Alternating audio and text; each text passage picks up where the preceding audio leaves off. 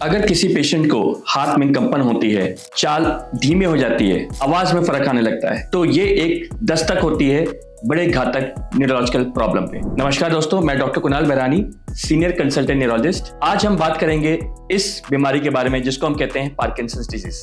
Parkinson's disease एक common neurological problem होती है। ये second most common neurodegenerative disease है। न्यूरोडिजेनरेटिव डिजीज क्या होती है? ये ऐसी डिजीज होती है जो समय के साथ जो हमारी कोशिकाएं होती हैं वो धीरे धीरे नष्ट होती जाती है। अगर हम बात करें तो ये कितना कॉमन है, अगर हम अपने इंडिया स्टैट्स की बात करें तो तकरीबन ये आज हमारे कंट्री में लगभग 10 लाख से अधिक लोग पार्किंसंस डिजीज से ग्रसित हैं। अब हम बात करें कि ये किन लोगों में पैदा हो सकती है।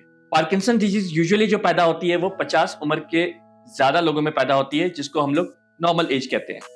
अगर हम 50 उम्र के कम लोगों में पार्किंसंस डिजीज आजकल हम देखते हैं, इसको हम कहते हैं अर्ली ऑनसेट पार्किंसन डिजीज, जो तकरीबन आज की डेट में 25 से 30% लोगों में हमें दिखती है। अगर हम इसके सिम्टम्स के बारे में बात करें तो 3 कॉमन या जिसको हम बोलते हैं प्रमुख सिम्टम होते हैं पार्किंसन डिजीज के।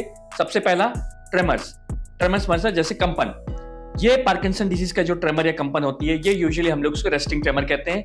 एसिमेट्रिकल ट्रेमर होता है, मतलब एक हाथ से शुरू होता है या एक पैर से शुरू होता है या फिंगर से शुरू हो सकता है, धीरे धीरे करके दूसरी तरफ भी आ जाता है। लेकिन कॉमन ट्रेमर जो होता है पार्किंसन का वो होता है रेस्टिंग ट्रेमर, मतलब बैठे बैठे हाथों में कंपन आना। दूसरा कॉमन सिम्टम होता है रिजिडिटी को अगर हम बात करें जिसको हम बोलते हैं अकड़नपन।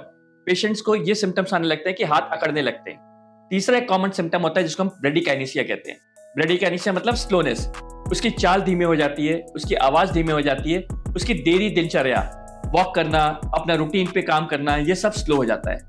चौथा एक और कॉमन सिम्टम हम देखते हैं पार्किंसन डिजीज में जिसको हम बोलते हैं इम्बैलेंस मतलब लड़खड़ाहटपन या चलते चलते पेशेंट गिरने लगता है। ये ऐसे 4 प्रमुख सिम्टम है जो हमें पता होनी चाहिए कि पार्किंसन डिजीज के पेशेंट्स में कॉमन हमें दिखाई देते हैं। अब हम इसको डायग्नोज कैसे करते हैं?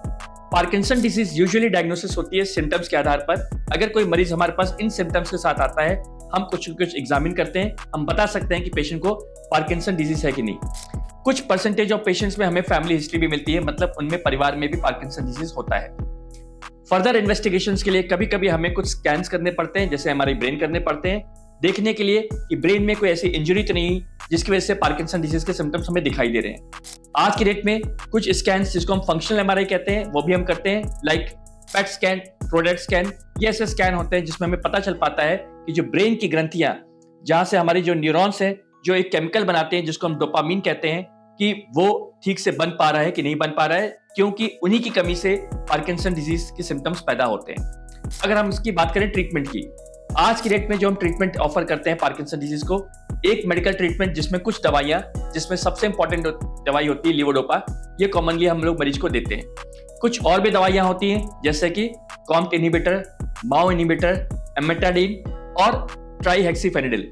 ये कुछ ऐसी दवाइयां होती हैं जिसको हम लोग पार्किंसन डिजीज को देते हैं और काफी हद तक सिम्टम्स कंट्रोल हो पाते हैं अगर सही टाइम पे मरीज को दवाइयां शुरू की जाए और कुछ टाइम लगातार दवाइयों को चलना पड़ता है। पार्किंसन डिजीज जैसे मैंने बताया एक न्यूरोडिजेनरेटिव डिजीज होती है, मतलब समय के साथ सिम्टम्स बढ़ते हैं। कभी कभी सिम्टम्स ज्यादा बढ़ने पे हमें दवाई भी बढ़ानी पड़ती है, और कभी कभी अगर ऐसा भी केस हमें दिखता है जब दवाइयां काम नहीं कर रही हैं या दवाइयां उतना असर नहीं दिखा रही जितना पहले दिखा रही थी, या दवाइयों से कॉम्प्लिकेशंस पैदा हो रही हैं, ऐसे मरीज को जो एडवांस पार्किंसन डिजीज के पेशेंट होते हैं उनमें हम एक सर्जरी ऑफर करते हैं जिसको हम बोलते हैं डीबीएस सर्जरी, मतलब डीप ब्रेन स्टिमुलेशन। ये एक ऐसी सर्जरी होती है जिसमें हम ब्रेन के अंदर कुछ लीड्स डालते हैं, जिस पार्ट ऑफ ब्रेन में जहां पे वो डोपामिन पैदा हो रहा है वहां को स्टिमुलेट करते हैं ताकि हमारे जो डोपामिन है वो ज़्यादा क्वांटिटी में बढ़ सके और सिम्टम्स कंट्रोल हो सके। ये पार्किंसन डिजीज क्योंकि एक डिजेनरेटिव डिजीज है तो सिम्टम्स इनके उम्र के साथ बढ़ते हैं। हम इस दवाइयों से एक बीमारी को थोड़ा सा कंट्रोल कर सकते हैं, लेकिन हम इसको रिवर्स नहीं कर सकते। सबसे इंपॉर्टेंट हमें जानना है कि दवाई पे हमें रेगुलर होना पड़ता है, दवाइयां हमें नहीं छोड़नी होती है।